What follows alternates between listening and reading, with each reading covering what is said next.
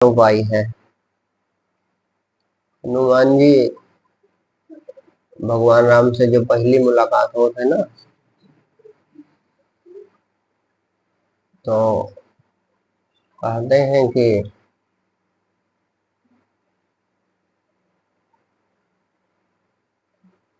तुम कौन हो, कहाँ से आए हो। तो भगवान राम भी वैसे बताते हैं कि हम जो है कौशलपति दशरथ के पुत्र हैं। कौशलेश दशरथ के ज्याए, हम पे तो बचन मानि बन आए। और यहाँ हरि निश्चर वैदेही, खोजत विप्र फिरे हम ते ही। यहाँ हमारी पत्नी हरण हो गया तो विप्रवर हम उसे ही खोज रहे।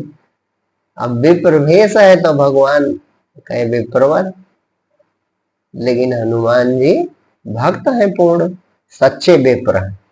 तुरंत पहचान गए। तो जब पहचान गए तब कहते हैं कि तो माया बस फिरो भुलाना, ताते मैं नहीं प्रभु पहचाना। मोर न्याव मैं पूछा साईं, और तुम पूछो कस नर की नाई। भगवान समझ गए हमें पहचान चुका, तो हृदय से लगा लिया। तो इसमें प्रसंग में ये छुपी बात है कि हम जैसे हैं भगवान के सामने निष्कपट हो जाए, निष्कपट, ज्ञानी न बने। क्योंकि अकोविदो कोविदा कहते हैं कि भागवत में एक प्रसंग है, जब जड़ भरत जी राजा रहुगण को ज्ञान बताते हैं तो रहुगण ज्ञान बघाड़ते हैं। यद्यपि देखी है, लेकिन राजा रहुगण जो है वो क्या करते हैं, ज्ञान बघाड़ने लगते हैं। राजा रहुगण, वो कथा प्रसिद्ध है, आप लोग जानते हैं। राजा रहुगण ज्ञान की खोज में जा रहे हैं, तो जड़ भरत जी जो हैं वहीं ऐसे घूम रहे थे। एक पाल के कहार कमजोर पड़ गया, तो कहा कोई देखो हष्टपुष्ट व्यक्ति हो तो उसे हमारी पालकी में लगा दो। तो जड़ भरत जी को देखा, लगा दिया। अब ये अंतर्यामी तो जान गए पालकी में कौन बैठा है और इसके क्या जिज्ञासा है। तो ये जान गए कि ये मुमुक्ष है, माने परमात्मा को पाने के लिए परेशान है। तो जान गए, इसलिए लीला करने लगे।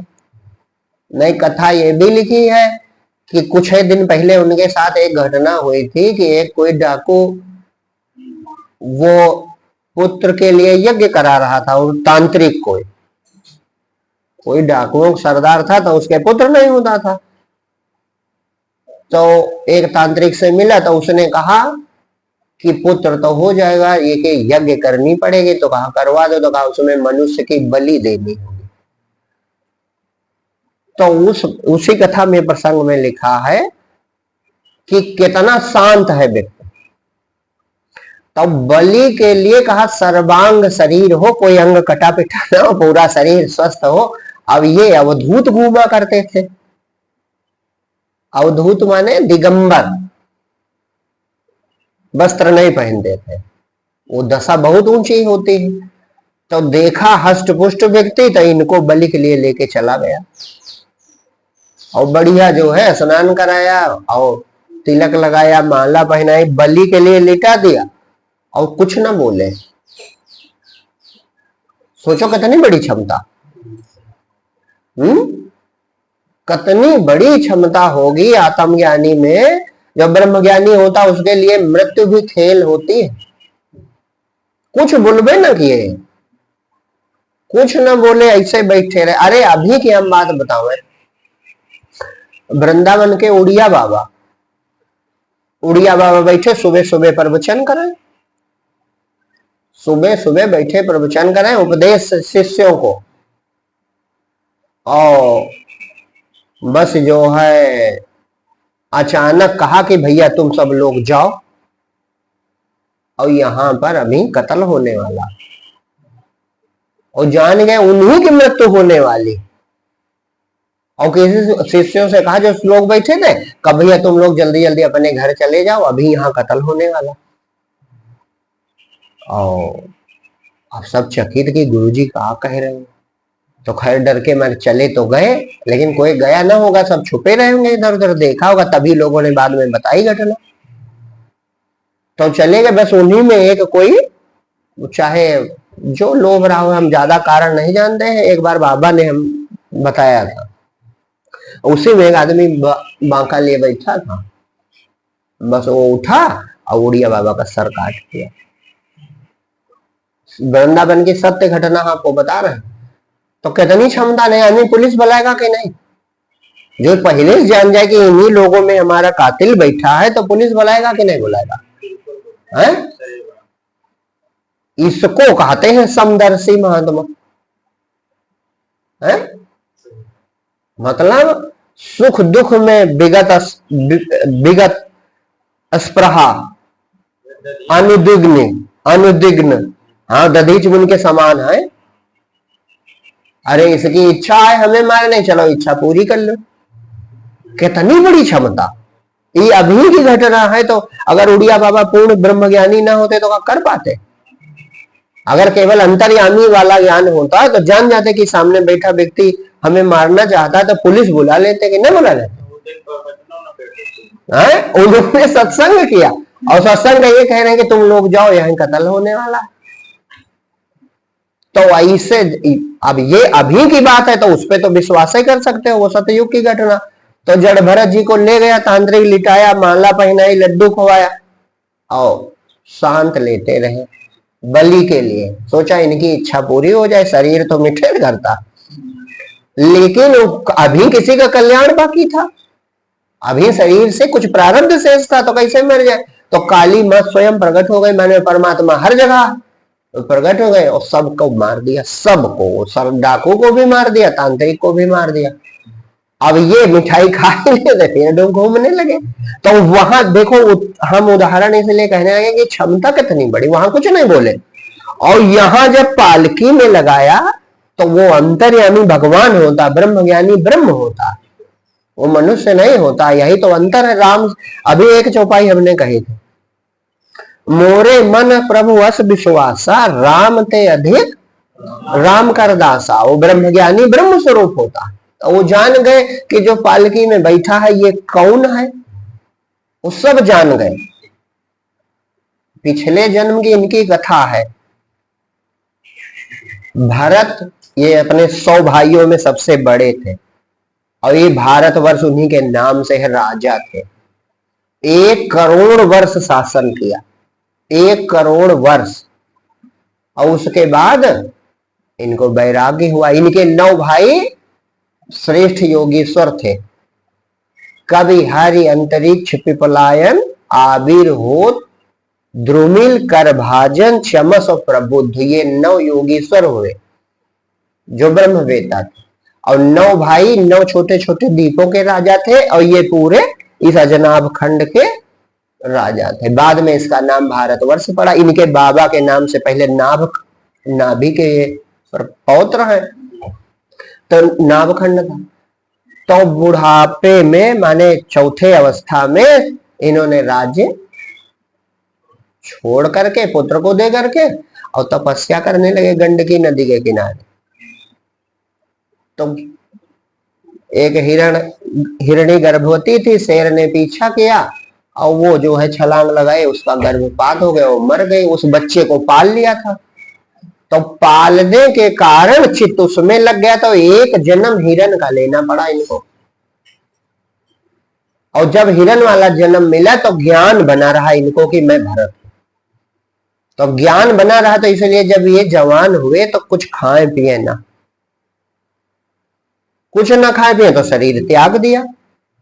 तब ब्राह्मण घर में जन्म मिला, तब इनका फिर भरते नाम पड़ा। तो ये कुछ चित्त बाहर जाने न दे, और चित्त बाहर न जाए, इसीलिए नाम पड़ गया जड़ भरत। तो जब पालकी में लगे राजा रघुगढ़ की, तो जान गए ये हिरण है। सोचो, संत के संग से वो राजा बन गया अगले जन्म में। ये प्रताप है ब्रह्मज्ञानी का। वो जो हिरन था जिसको पाले थे, केवल उसके प्रेम, उसी के प्रेम में उन्होंने शरीर छोड़ा था। लेकिन ये प्रताप संत का देखो कितना बड़ा प्रताप, कि जिस हिरन के बच्चे को, हरिओम, जिस हिरन के बच्चे को इन्होंने पाल लिया, दुलार कर दिया, जिसकी पीठ पे हाथ सहला दिया, तो अगले जन्म में सम्राट बन जाता। नहीं पता नहीं कितनी योनियों में भटकना पड़ता। कितनी बड़ी क्षमता ब्रह्म ज्ञानी की, क्षमता कितनी बड़ी, सामर्थ्य, सोचने वाली बात है कि वो ही हिरन सम्राट बन गया। सौवीर नरेश राजा रहुगढ़, तो जब पालकी में रहुगढ़ ने कहा कोई देखो आदमी हट्टा कट्टा दिखाई पड़े लगा लो, तो जब लगाया बस ये सब जान गए, त्रिकालज्ञ थे तो जान गए ये वही हिरन है, अब राजा बन करके और आया है, इसका कल्याण कर दे। शायद इसीलिए वो तांत्रिक के हाथों से शरीर नहीं छूटा था। तब जानबूझ के पैर टेढ़ा मेढ़ा रखने लगे, और जब पैर टेढ़ा मेढ़ा रखने लगे तो पहले वो व्यंग करता है, हमें लगता कमजोर बहुत है। तो कहा कि महाराज, वो तीनों जो थे, कहा हम तो ठीक है, ठीक चले, ये नया वाला जो लगा है ये पैर ठीक से नहीं रखता, इसीलिए आप पालकी में बैठ नहीं पा रहे हैं।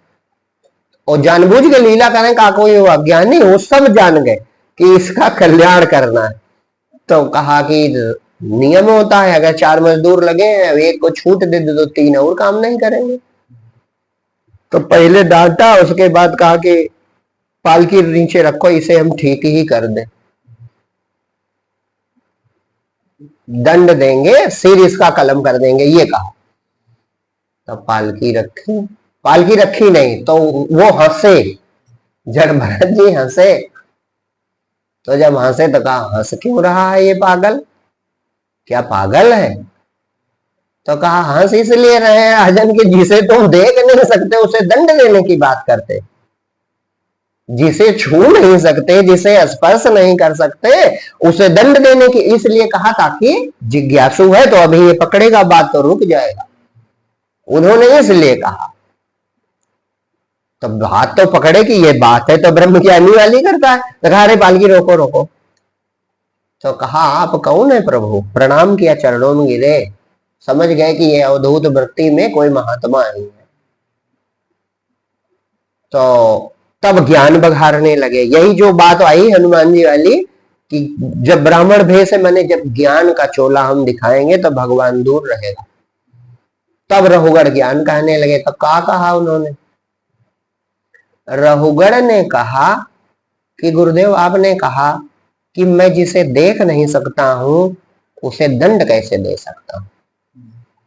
तो एक बात सत्य है कि इन इंद्रियों से आत्मा नहीं दिखाई पड़ता। वो ज्ञान सुना था उसने, भाई सब सुना था वेदांत, तो वही कहने लगा। उसने कहा आपकी बात सत्य है गुरुदेव कि आंखों से आत्मा नहीं दिखाई पड़ता, लेकिन मैं एक उदाहरण देता हूं और आप बताइए क्या आत्मा दुखी नहीं होता?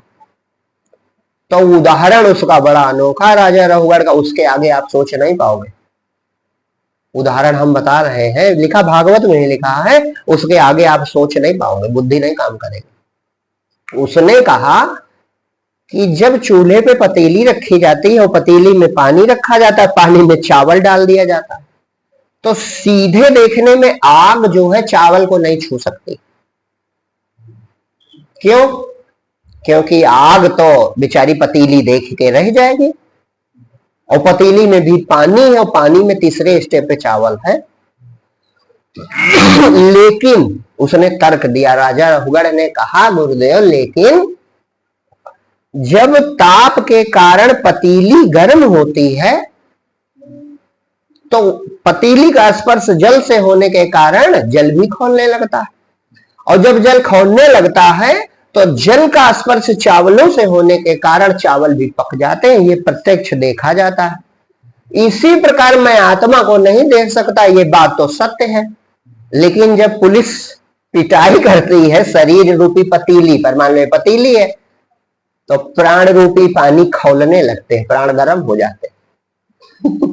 तो जीव रूपी चावल को रोते हुए हमने देखा, भाई रोता कौन, शरीर रो सकता, शरीर तो चीता सुट के भाग जाता। तो आंसू कौन बहाता, साहब छोड़ दो, साहब छोड़ दो, मारो ना, कौन आंसू बहाता?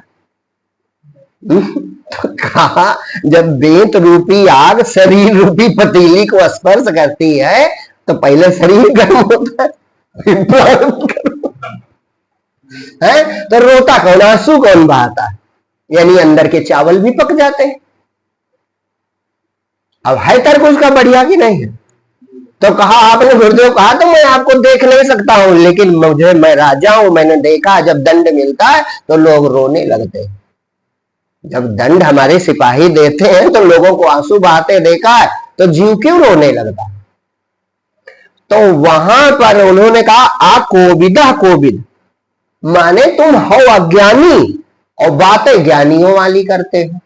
जैसे ज्ञान बघा रहा था अर्जुन ने, तो भगवान ने डांटा था, अर्जुन तू बातें पंडितों से करता है लेकिन पंडित तू है नहीं। काहे ब्रह्म ज्ञानी, जानता है कि तुम अज्ञानी हो।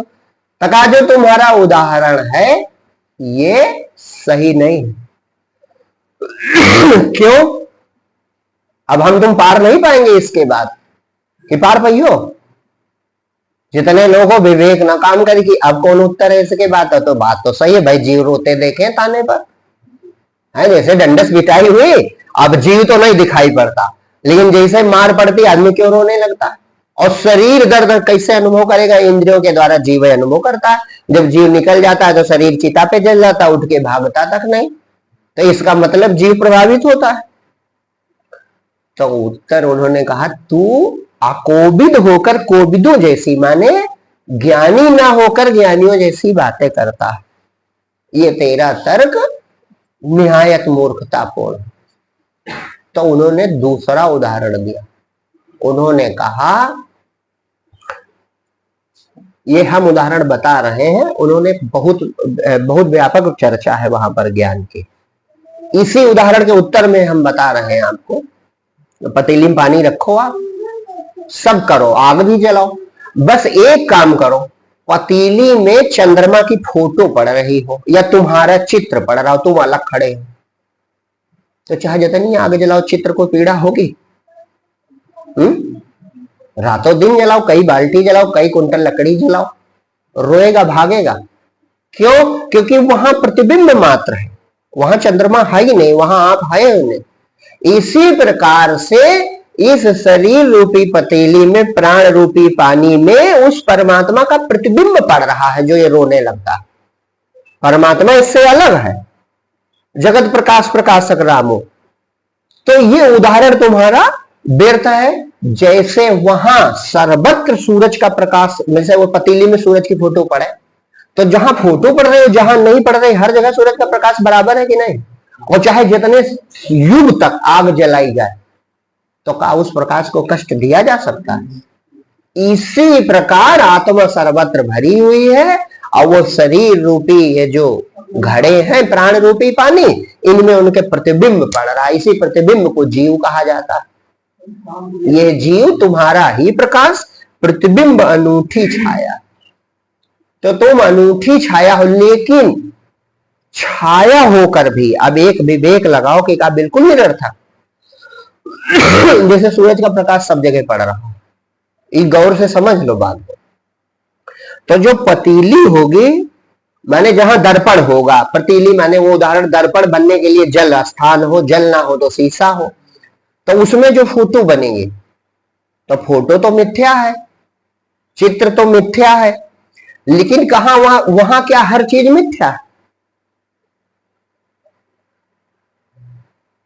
भाई पतीली तो भौतिक है, पानी भौतिक है, वो प्रतिबिंब भी इन दोनों के अधीन है।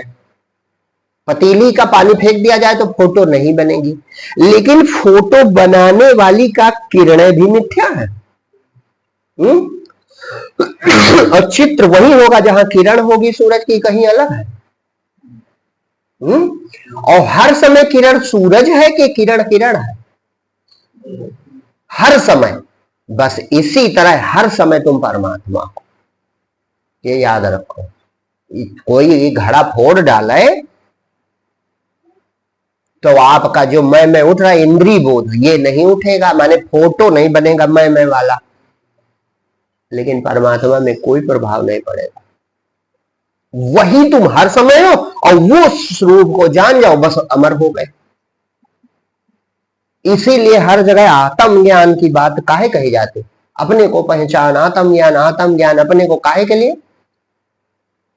क्योंकि उस रूप को पहचानते ही सब दुख मिट जाएंगे, सब चिंता दूर, भगवान का खोज खत्म। क्यों? क्योंकि सच्चिदानंद तू स्वयं है। आप बस आनंद केवल बचेगा अपने आप में स्थिति। और अच्छा, एक जब वो बोध हो जाए अपने को किरण जानते ही तुम दुनिया भर में भर गए कि एक देशी रह गए? सर्वदेशिक हो गए कि नहीं हो गए? सार्वभौमिक हो गए कि नहीं हो गए? कि एक देशी बचे? जब तक अपने पतीली जानता है तब तक भ्रमित है, पानी जानता है तब तक भ्रमित है। और नहीं अधिक, अगर अपने को अगर अपने को प्राण भी जानता है तब भी भ्रमित है। और थोड़ा पीछे जाकर अगर अपने को चित्र वो अंदर वाला जानता है तब भी भ्रमित है। माने शरीर, मन, अहंकार तक भ्रमित है। तीनों शरीर, सूक्ष्म स्थूल कारण शरीर तक भ्रमित है। और इनके पीछे जो वो कारण शरीर को चित्र, उस कारण को जो चित्र देने वाली शक्ति किरण है, जैसे जाना, तो एक आश्चर्यजनक घटना होगी। होगी कि नहीं होगी? का आश्चर्यजनक घटना होगी कि पूरे ब्रह्मांड में जो स्थित है वो हो जाएगा खुद, तुरंत उसी समय हो जाएगा कि देर लगेगी। भाई जैसे जान गए हम सूरज का प्रकाश है, तो ब्रह्मांड भर, अच्छा का ब्रह्मांड भर में रहना जरूरी है। वो किरण नाभिक हो जाएगी कि बाहर बचेगी? अरे सूरज वो पूरा है, और उसी की किरण, उसमें वो चित्र बन रहा था पानी के अंदर। तो जब किरण भाव आ गया तो किरण तुरंत नाभिक में पहुंच गई कि उसको पहुंचना, यात्रा भी करनी, तो सूरज होकर चमकने लगेगा वो चित्र की कुछ और होगा, सूरज होकर चमकने लगेगा। ऐसे उदाहरण अपने यहां देखो लिखा रामचरितमानस में, जिम घट कोटि करोड़ शरीरों में एक रवि छाही। जैसे करोड़ घड़े रख दिए जाएं तो करोड़ सूरज के चित्र बन सकते हैं, लेकिन हर चित्र बिल्कुल निरर्थक नहीं है। चित्र निरर्थक है, चित्र पराधीन है। किसके पराधीन? घड़े और पानी के। घड़ा पानी फोड़ दो, फोटो गायब हो जाएगी। लेकिन क्या जिस कारण चित्र बनता था वो किरण पराधीन है? और क्या किरण वहां रहने वाली है, उस लोक में रहने वाली है? वो तो सूरज है। तो पूर्ण सूरज जिस चित्र को, देखो कितनी बढ़िया बात है आपके धैर्य के लिए, जिस घड़े के चित्र को अपने किरण पने का होश होगा वो सूरज हो जाएगी कि नहीं हो जाएगी? कि कोई सफर या यात्रा भी करनी है भैया? कोई यात्रा करनी है, कोई तपस्या, कोई ध्यान, कोई भजन। और जब किरण सूरज होकर चमकने लगे तो का भयभीत भी रहेगी। चित्र को मृत्यु का डर है। क्यों? क्योंकि चित्र घड़े के अधीन। इसीलिए वहां एक चौपाई और लिख दी गई, परबस जीव स्वबस भगवंता, और जीव अनेक एक श्रीकंता। सूरज एक हो सकता है, लेकिन प्रतिबिंब करोड़ अरब खरब कितने भी कर सकते हैं, लेकिन वे चित्र बिल्कुल निरर्थक नहीं है। वे चित्र बन रहे हैं जिस कारण वो किरण वहां सत्य है, और वही किरण हर नए घड़े में चमकने लगती है। और वो किरण अपने को पहचान जाए, बस सूरज हो गए, तो सूरज होते ही वो सब कुछ हो गया कि कम पड़ा। अच्छा, करोड़ों चित्र के जो करोड़ों चित्र हैं सब सूरज हो सकते कि नहीं हो सकते? और सब अगर सूरज हो जाए तो क्या सूरज दो हो जाएंगे? दो तो होंगे नहीं। तो जो अज्ञानी कहते हैं अरे कैसे तुम ब्रह्म हो जाओ, तो वो ये रहस्य जानते नहीं। तो अब अपने में, अब ये तो सिद्धांत जान लिया, अब अपने इस शरीर में उसे पहचानो तो तुम ही सत्य हो। नहीं हो। तुम्ही से शरीर जीवित है, तुम्ही से इंद्रियां काम करती हैं, और तुम स्वयं ही इस समय कारण बनकर, माने प्रतिबिंब बन करके, मन बनकर, बुद्धि अहंकार बन करके अपने को शरीर में कैद मान बैठे। का तुम कैद होने वाली वस्तु हो। भाई मुक्ति काहे की होनी है? मुक्ति ये नहीं कि मर गए अब न पैदा हुई है। वो मुक्ति लेकर क्या करोगे? भाई मर गए अब दोबारा जन्म नहीं होगा, वो मुक्ति आपको चाहिए? अरे जो अभी स्वाद न दे, अभी तत्काल आनंद न दे, तो मुक्ति लेकर क्या करोगे? ओढ़ोगे कि बिछाओगे? मुक्ति ये है कि मैं शरीर, वही उदाहरण में चले जाओ, घड़ा नहीं हूं, पानी नहीं हूं, प्रतिबिंब नहीं हूं, अपितु मैं क्या हूं? मैं सूरज हूं। ये है मुक्ति। अब घड़ा तोड़ डालो, पानी फेंक दो, घड़े की उम्र समाप्त हो जाए, घड़ा मर जाए, घड़ा जहर खा ले, कोई बात नहीं। ये क्षमता रही होगी जब ये शुरुआती उदाहरण बताया, तब उड़िया बाबा कुछ ना बोले। वो सूरज थे, वो सूरज थे, तो एक घड़े फूटने से उनका प्रभाव, एक घड़ा दूसरे घड़े को नष्ट करने जा रहा था, तो उनको कोई डर, अगर इस ज्ञान में तनिक भी कमी होती तो डर जाते। हम तुम डर जाएंगे। इस शरीर घड़ा घड़ा चाहे जितना कहो, मिट्टी भी कहो, लोग कहते हैं, लेकिन प्यारा इतना है कि जरा सा कोई दिक्कत होती रोने लगते। है कि नहीं है? तो उनको ये सिद्धि थी आत्मज्ञान की, तभी तो न भयभीत हुए होंगे। यही सिद्धि तो प्राप्त, उसी का नाम तो मुक्ति है। अब मुक्त हो गए, अब वहां चित्र में रहकर भी तुम ब्रह्म ज्ञान की बातें करोगे और दूसरों को भी समझाओगे और खुद अपना कल्याण करोगे। और जो खोज रहे हो कि आनंदित रहे, तीन बातें हम हमेशा कहा करते हैं कि हम निश्चिंत रहे, निर्भीक रहे, हमेशा रहे, ये मिल जाएगा। है ऐसा कि नहीं है?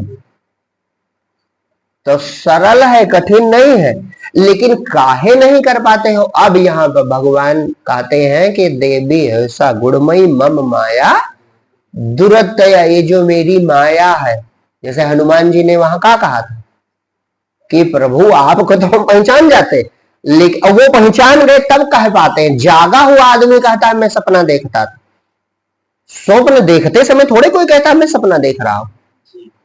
जब कोई कहे मैं सपना देख रहा था तो पक्का उस समय वो जागा होगा, तभी तो जान पाया। तो जब हनुमान जी कह रहे हैं तो माया बस परो भुलाना ताते मैं नहीं प्रभु पहचाना, तो वो पहचान चुके। वो हम सबके लिए कह रहे हैं, और ना पहचान पाते तो ये कैसे कहते?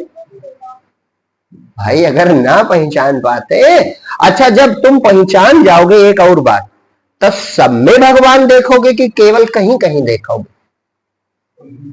भाई जान ही जाओगे कि जहां, अरे और छोड़ो, जहां घड़ा नहीं है का वहां वो प्रकाश उतना उतना नहीं है। तब इस लोक काम करता व्याप्तंगेन चराचरम, केवल चर में नहीं, चराचरम, चर में भी और अचर में भी। जो शरीर जीवित चलते फिरते हैं इनमें भी, और जो नहीं चलते बस अंतर ये इनमें प्रतिबिंब बन रहा है और वहां प्रतिबिंब नहीं बनना, इतने अंतर है। बाकी सूरज का प्रकाश सब जगह, तब तो ये कहा जाता है चराचरम।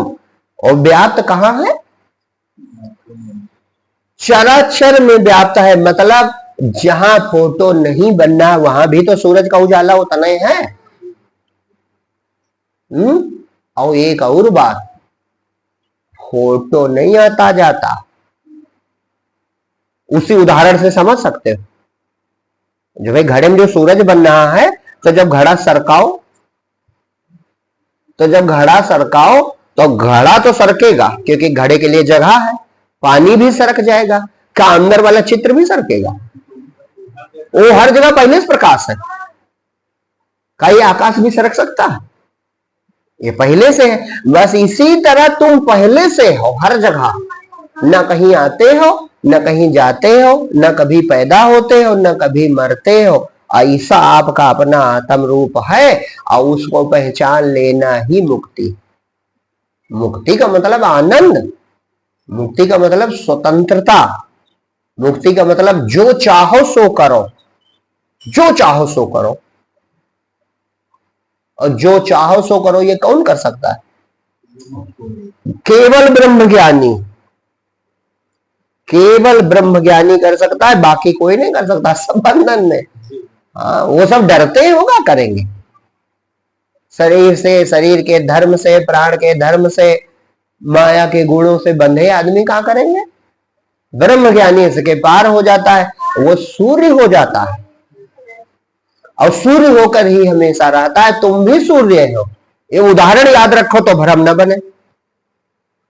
अगर ये वाला उदाहरण बना रहा है तो क्या शरीर का इसका भ्रम बनेगा? तो कितना आनंद आपको होगा, कितनी आनंदमय दशा होगी। करना का है, केवल अपने में शांत हो जाना है। मिलता कैसे है? जब तुम ही हो तो मिलना का है।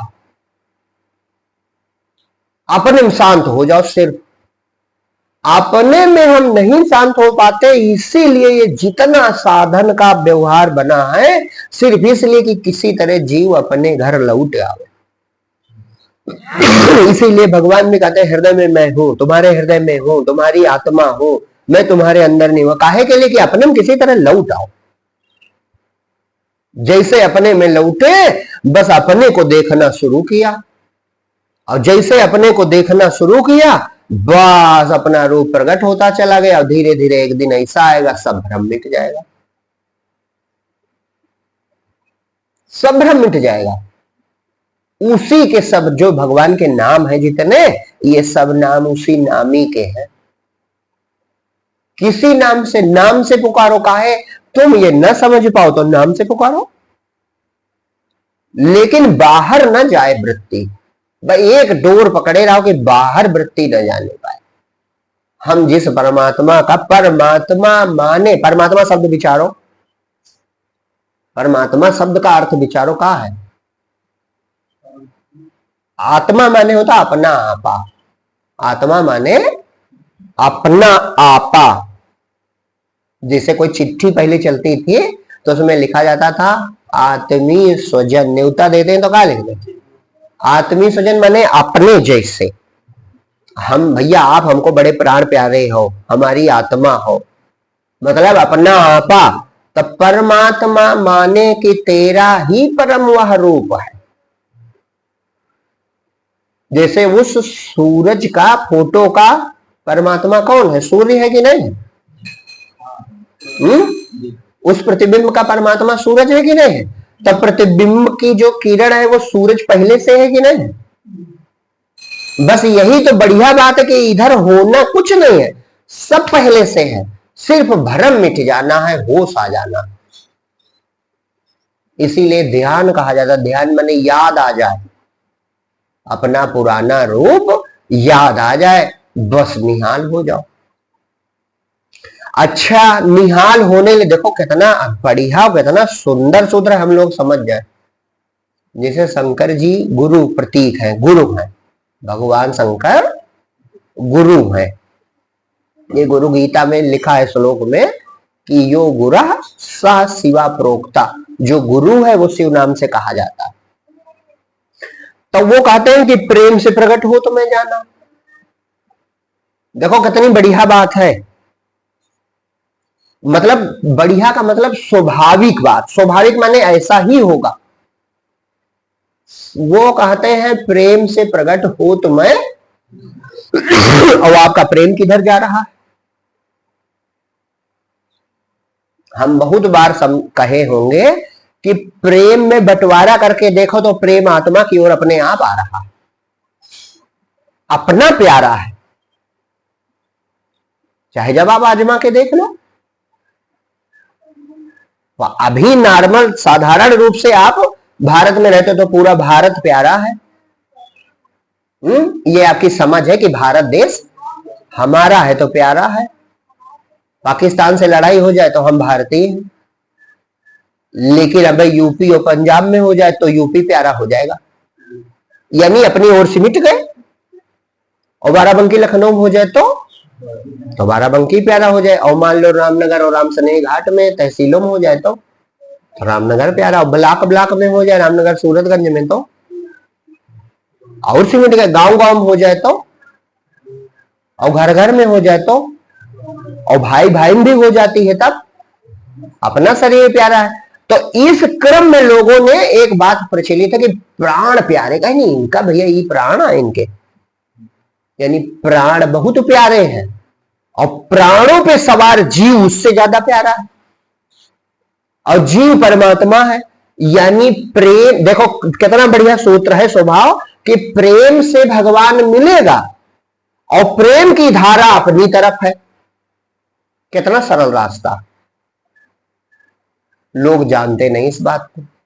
बाहर का प्रेम केवल दिखावा है, वो प्रेम तब तक चलेगा जब तक व्यापार उसमें छुपा रहता है।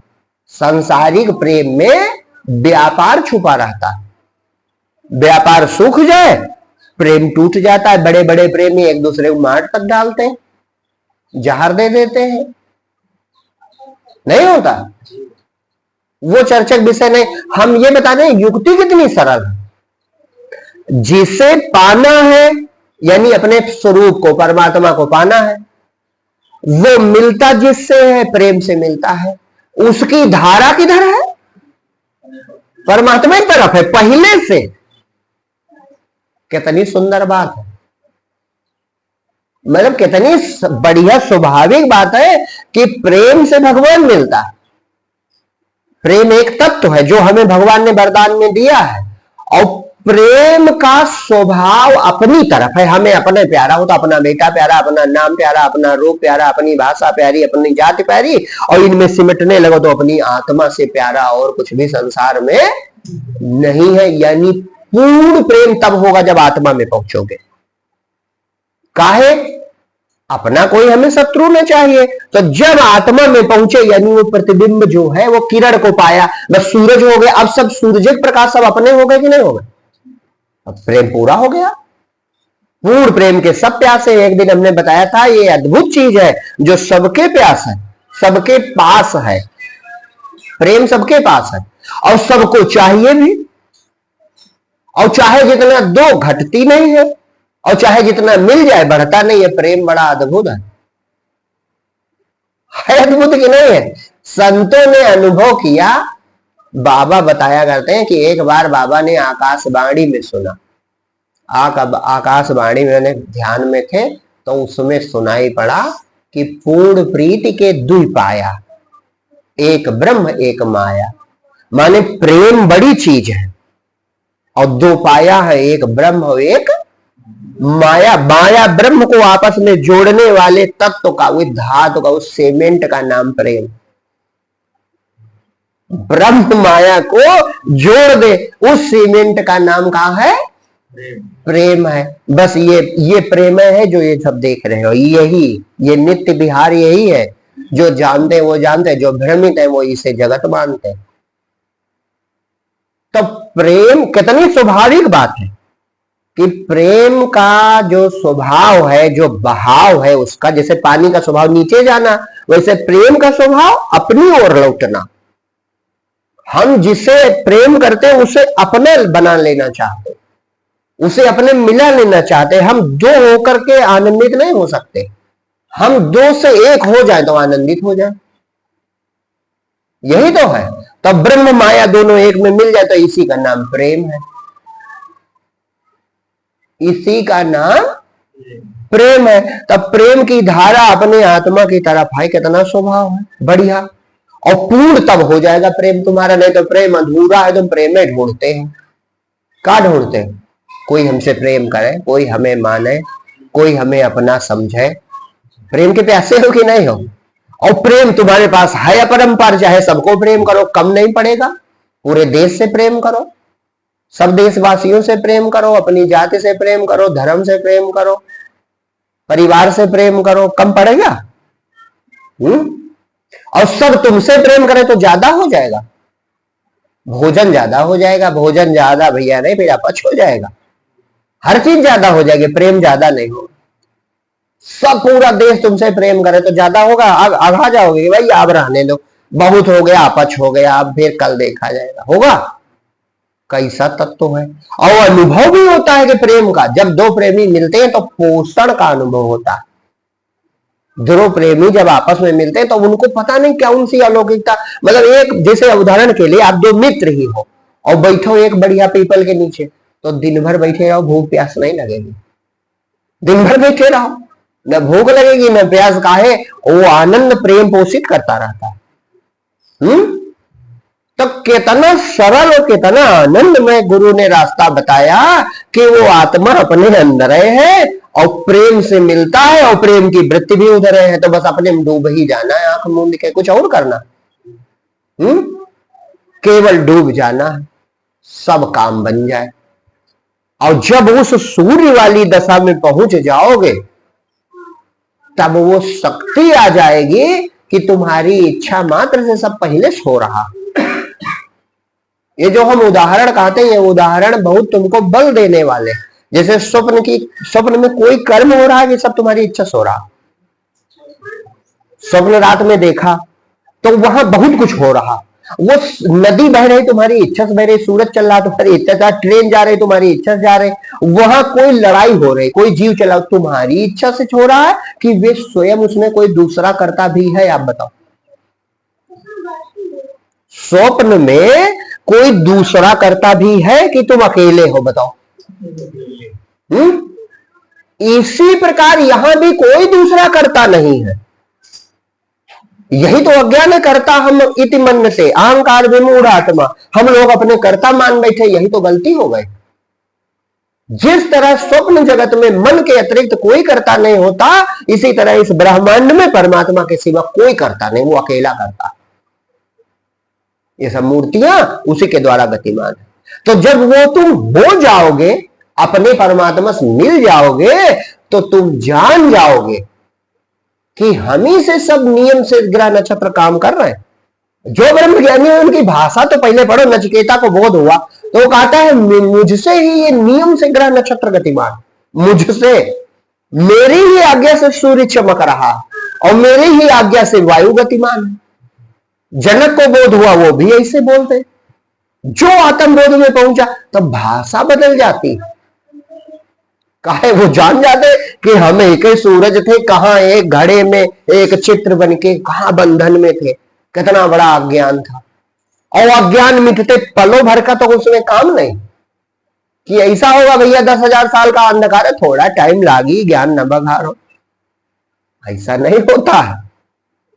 सद्य परिनिवृत्त है, तुरंत तत्काल मुक्ति होगा कि नहीं होगा? और जब एक है, किरण का अलग अस्तित्व नहीं है, तो बस अपना अस्तित्व तुम न मानो, बस इसी का नाम मुक्ति, अभी मुक्त हो जाओगे। अलग